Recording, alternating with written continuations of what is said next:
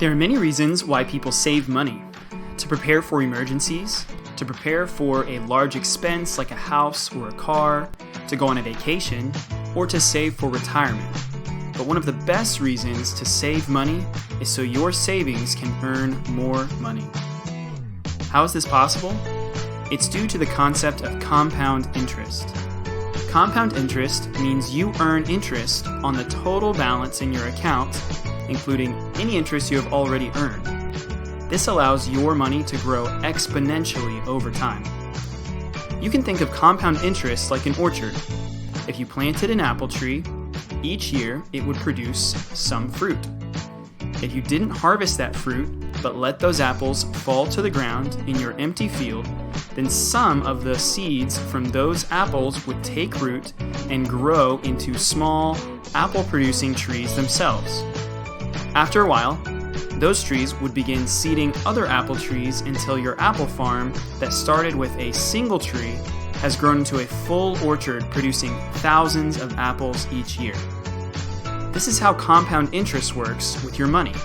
And just like in the orchard, one of the most important factors in growing your money is time.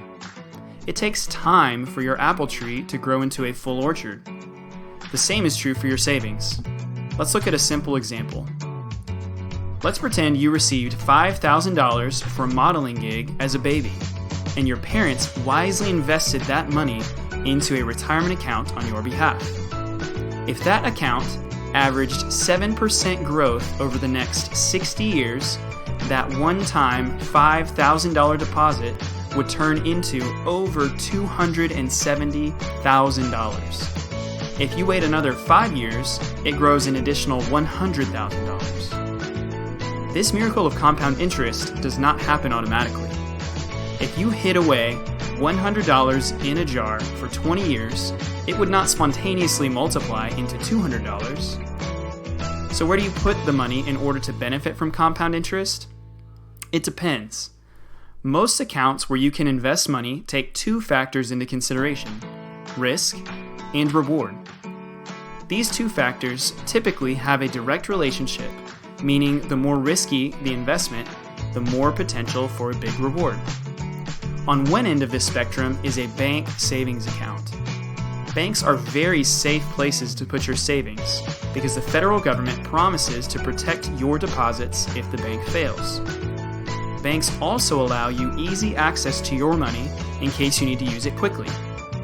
The downside is that most bank savings accounts don't offer a big return on your deposits. That is why banks can be an excellent place to deposit money for an emergency fund or for short-term savings goals. On the other end of this spectrum are investments. Investments can have higher returns, but there is a much greater risk of losing part or all of the money you invested. For this reason, it's a good idea to invest money in many different kinds of investments, called diversification, so you can protect yourself if one investment loses money. You can invest in a stock, which allows you to own a very small part of a company, a bond, which is like a loan that you give to a company or to the government that they will then repay with interest, or in something called a mutual fund. A mutual fund is when many different investors pool their money together in a diversified blend of stocks, bonds, and other things called assets. A mutual fund is managed by a financial professional. Another type of mutual fund is called an index fund. It functions like a mutual fund, but is run by a computer rather than a human being. When your money is in investments, it may not be as accessible as money saved in a bank. Money invested in the stock market is usually for long-term goals, such as retirement or saving for a child's college. Saving money and watching it grow can be very exciting. The key is to remember your goals and to give your savings time to grow. This video has been brought to you by Money Moments.